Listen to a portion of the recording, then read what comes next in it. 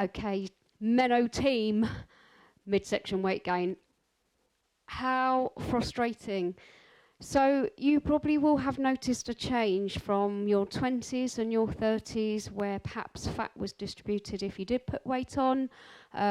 Maybe you could get away with eating certain foods, maybe more fatty foods, more simple carbohydrates, white pasta, white potatoes, that sort of thing, and actually get away with it a little bit more.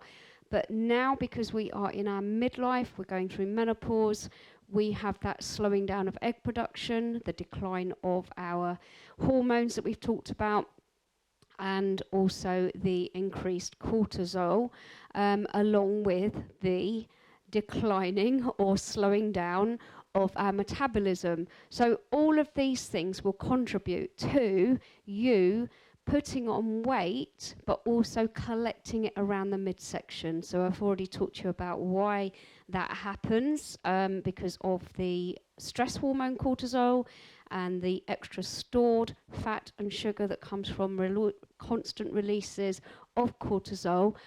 But we can absolutely make a difference to this. Now, obviously, alongside of that will be perhaps a contributing factor will be genetics and your body shape, because obviously more apple-shaped people will hold their body weight here, whereas pear-shaped people will hold it down in the legs. But there's a definite change during menopause that does encourage that fat to collect around the midsection. But we can absolutely combat that and reduce it.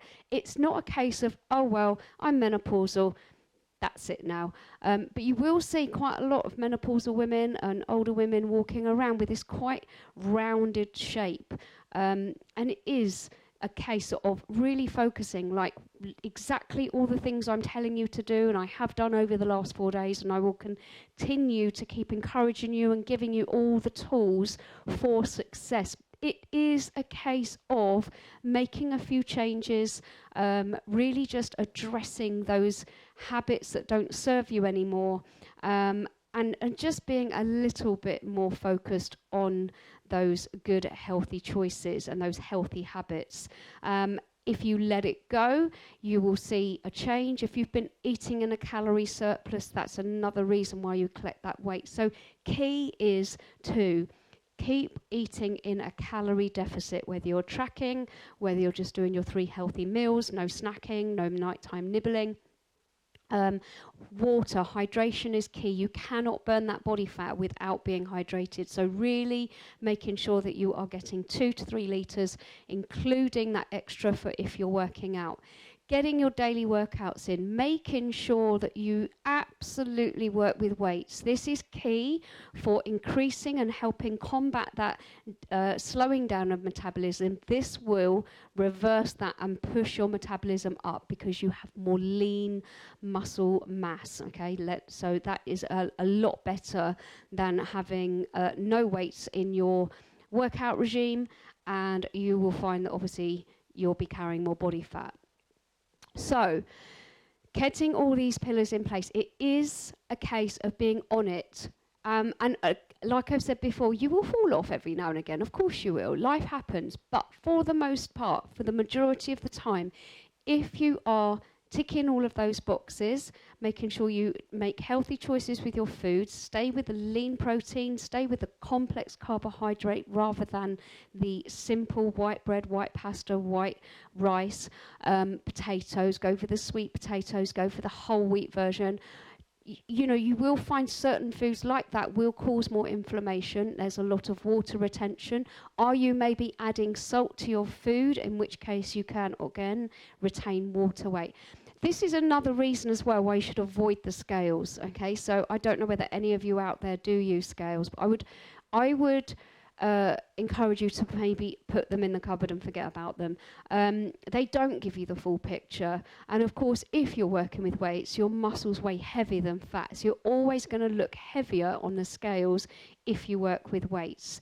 And for some of us, that will be a psychological nightmare. So if you know that's you, then I would put the scales away. Go by how your clothes feel. Go by how you look. Use photographs. Take photos of yourself before, after. Monitor yourself that way. Measurements if you want to. But all of these things can change. You know, if you retain more water, then that is going to make a difference to your weight, to your measurements, everything. So it is a case of just really being aware and getting all these boxes ticked. Stress management is key. So again, more on that. You'll have more mind-body classes coming up soon as well.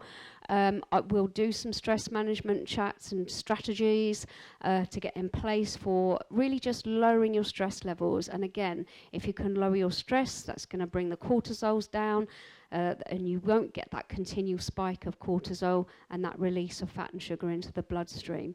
So it's just a reminder to keep all of those things in place. Keep on it. I will be giving you all the knowledge you need to keep this going forever, not just for the next 14 days. You will see a change in 14 days, but breaking habits is a hard thing to do. You need to keep repeating that new habit for a good prolonged amount of time, at least a good 4 weeks, before you really start to feel that that is now concrete, part of your daily routine.